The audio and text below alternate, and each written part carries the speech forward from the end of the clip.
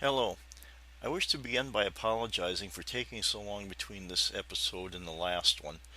I've been trying to line up what I think is a real special episode, but we're coming up on the Christmas holiday here, and scheduling is getting a little hard. But I thought I would tease it here a little bit and get people interested in it. So when I do get it lined up, you'll be anxious to hear it.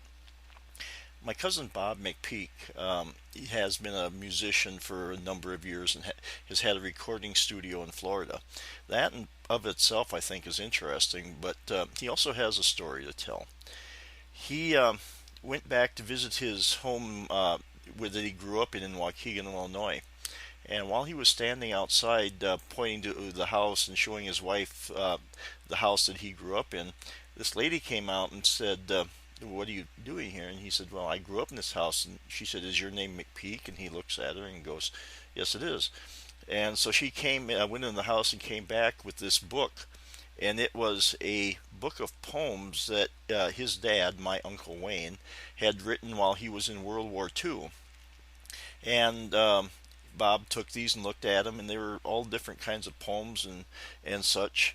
And the musician in him looked at them and thought, there's probably a song in there. It took him a while, but then after doing some traveling and some thinking, he was finally able to take these words and sit down and create a song.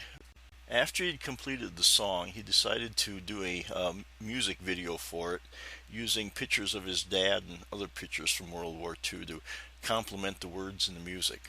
And what he got when he was done was a very moving and very emotional video that I suggest that anyone go look at. You can find that at untoldwarstories.com. Please go watch it.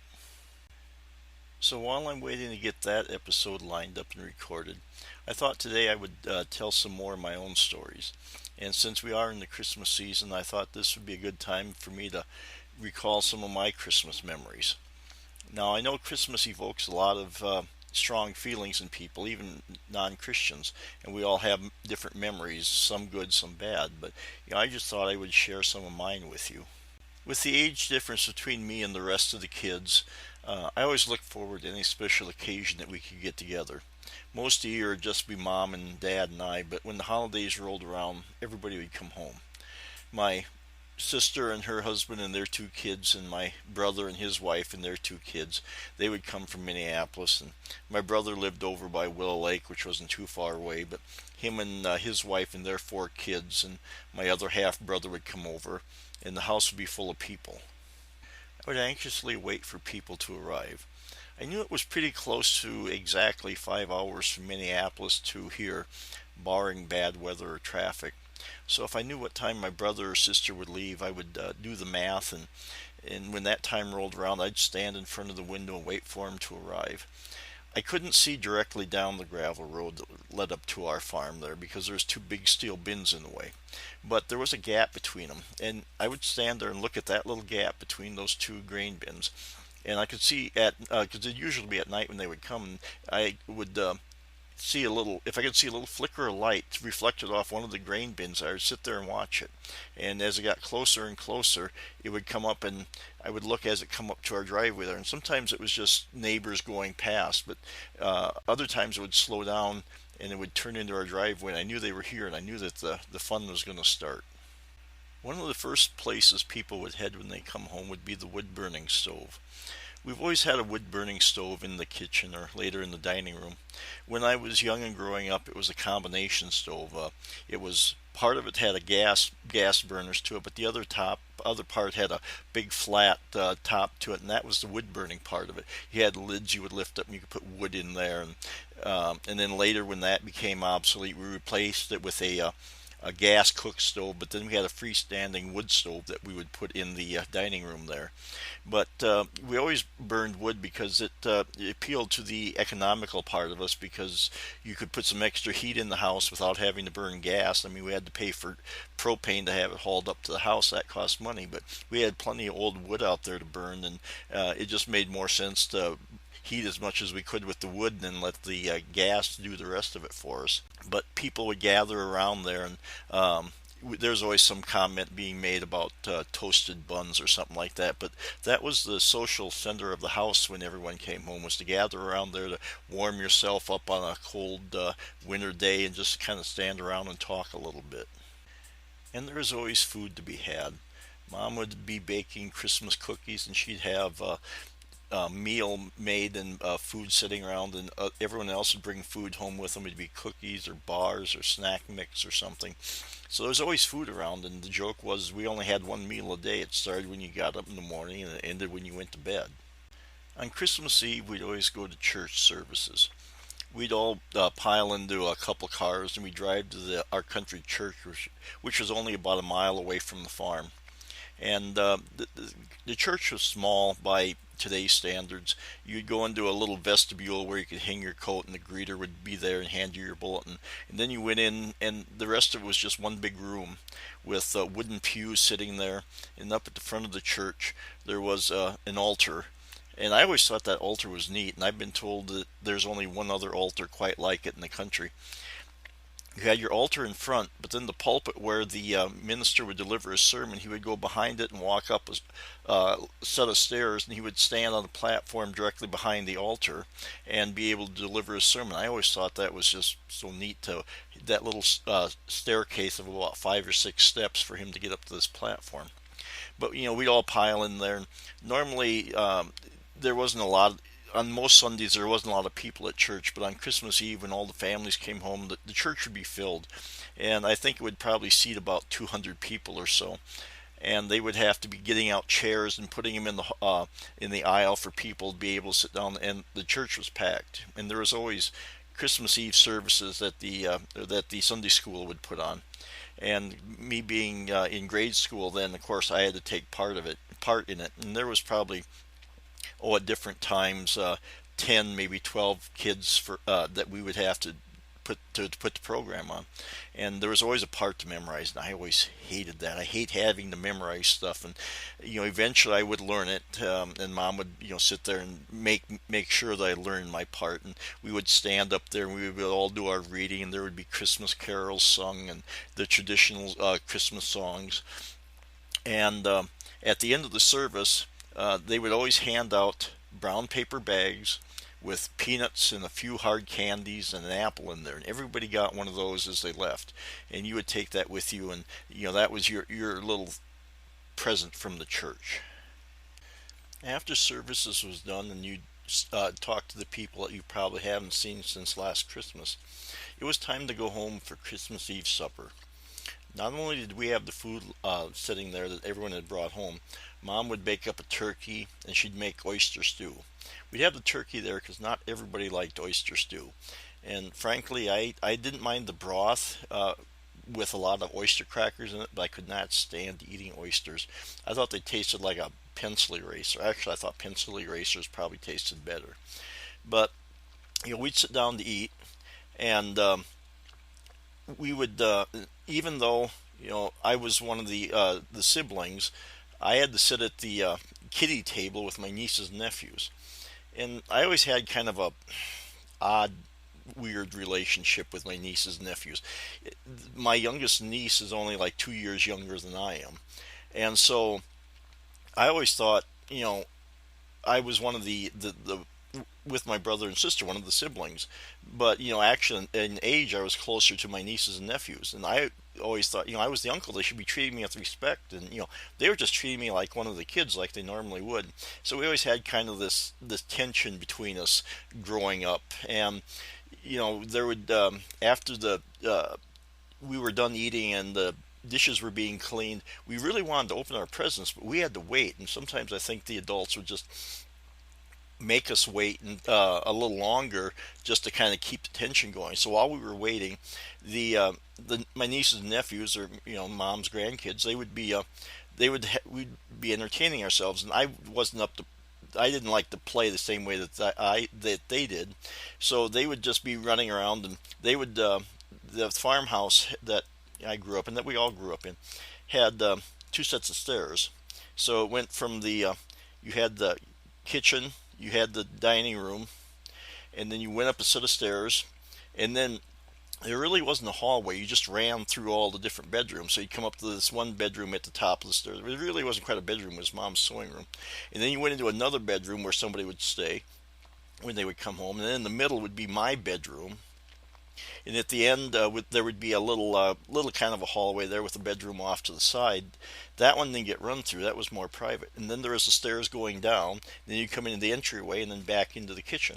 So the kids would just sit there and run up these stairs and across the through the bedrooms and down the other. So you could hear the sound of the steps going thump thump thump thump thump thump thump thump thump thump thump thump thump. And I knew what the Doppler effect long before Dr. Sheldon Cooper talked about it on the Big Bang Theory. But the kids would just be running around playing, and like I said, the problem with me was they were running through my bedroom. It was my territory because the rest of the year I had the house to myself, and then over the holidays these people would come home. They'd be running through my bedroom, and like I say, the kids, my nieces and nephews, and I got into arguments about it. Sometimes the adults had to kind of calm things down there, but that was part of growing up. We had our conflicts and our disagreements. And if I wasn't playing with my nieces and nephews, I'd be talking to my brothers and my sister about different things and, kind of getting caught up in everything. And my two half brothers and my mom, they loved pickled herring. I mean, they would just sit there and eat that stuff straight out of the jar. I could not stand the stuff. I guess I'm not a very good German because I just never acquired a taste for any of that. Eventually, after what seemed like an eternity, the table was cleared and the dishes were done, and the adults were finally in the living room there, so we could sit down and start opening presents. So all us kids would sit there on the floor, and they'd go around handing presents to us, and we would open them, and we'd just be tearing paper to shreds and trying to get to our presents. Sometimes we wouldn't even read the card that was on it to see who it came from, so we'd have to go around, who gave me this toy for Christmas? And I got some really neat toys, and some of them I still have today. One of the neatest ones I remember getting was a twirlograph. I don't know if anybody ever remembers the spirograph that was out there, where you had plastic rings with little teeth on them, and you could put smaller rings inside there. And you could put your pen in the holes on those smaller rings and go around, kind of like a cog going around, and you would make a different spiral designs with this.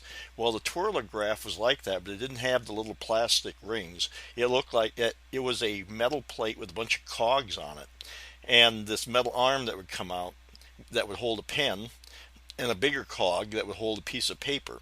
Well, depending upon where you put the metal arm in which hole of which cog, and how you turned it, you would make spiral designs on that paper. And that was just kind of neat to see all these different geometric designs coming out of there. And some of the other toys I got that I remember and I still have are, I've got Tonka toys that I got from my grandparents. I got a Jeep, and I got a snub-nosed pickup that didn't have the engine was underneath the passenger compartment there, with a horse trailer that had horses in it. And I still have those today. But not all the memories of Christmas were always pleasant. I remember getting up on Christmas morning 1970, and I'm going down the stairs, and I met my sister. She was coming up, she's crying. I said, "But what happened?" And she said, "Grandma passed away last night." And that would be my mom's mom. Now, my grandpa had been in the hospital for quite a while because he had a bad heart, and they were looking after him. But then it was grandma that up and passed away, and she had a heart attack, and we weren't the one that she wasn't the one that we were expecting to have complications, and for her to just suddenly die on Christmas Eve like that, it was rather hard for us. I was only 8 years old and had never really gotten to know my grandparents real well, but it did affect me, and it did put a shadow over Christmas that year. Then there was another Christmas when a bunch of us got sick. We suspect it was probably food poisoning. Mom had made up some barbecue and put it in the back room where it was cool and then served it to us later. Mom grew up before there was refrigeration, and she always did things this way. And we always tried to tell her, Mom, you get a refrigerator, put this stuff in there. And I realized the refrigerator was full of other food that had been brought home, but she would just kind of do these things, and us kids would try to get her to do things differently. But she would always end up doing it the way that she was raised and the way she knew how. And we just think that that barbecue sitting in that back room where it was cool but it wasn't refrigerated, that some bacteria had grown in it, and we think it was food poisoning because we all had stomach cramps, and we were throwing up, and it was a farmhouse with one bathroom, but the thing was, it was a farmhouse. We had the great outdoors, so if somebody was in the bathroom, we could always run outside and there was a place for us out there. I hope you find some enjoyment in listening to me rambling on about my Christmas memories. I know I enjoyed going back in time and recalling all these thoughts from long ago. The nice thing about memories is that even though things change, they're always with you. Our small country church has long been closed and the building's been torn down, but the altar has been saved in the Clark County Historical Society, so that at least a part of that heritage is being preserved, and I can go down there and look at it anytime I want and recall memories from being in the church. And our farmhouse has fallen into disarray. The coons have gotten into it and started to wreck things, and it's not really habitable anymore. And my mom has passed away, and so has my dad and two of my half brothers and a nephew. But I can always go back and recall these memories from my childhood, and even for a brief moment, we are all together once more. One last personal note before I leave you. Some of you who have listened to my podcast before may notice that I sound a little bit differently when I'm talking. Well, I've gotten a set of top dentures here, and I have to learn to speak a little bit differently now because I have something on the roof of my mouth. As I've told people, try taking a piece of bread, smearing peanut butter on it, jamming it to the roof of your mouth, and try to talk. So a lot of people say I still sound the way that I do, but I notice a little thing. And I did know that there's going to be a little whistle along the way, and it may kind of sound like I have lisp at times, but it's really just the wind whistling between my tongue and the top of the denture. So, eventually, I'll get to the point where I don't think it's bothering me as much. But I thank you for your patience, and I guess if there's one last thing I wanted to say was that brush your teeth and take care of them because you may not always be able to hold on to them. Bard on the Plains podcast with Mike McPeak. It's about stories, mine and yours.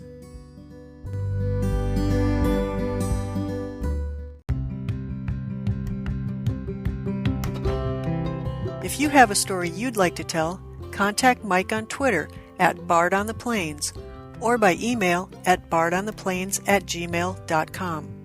For more information about the stories in this podcast, visit bardontheplains.com.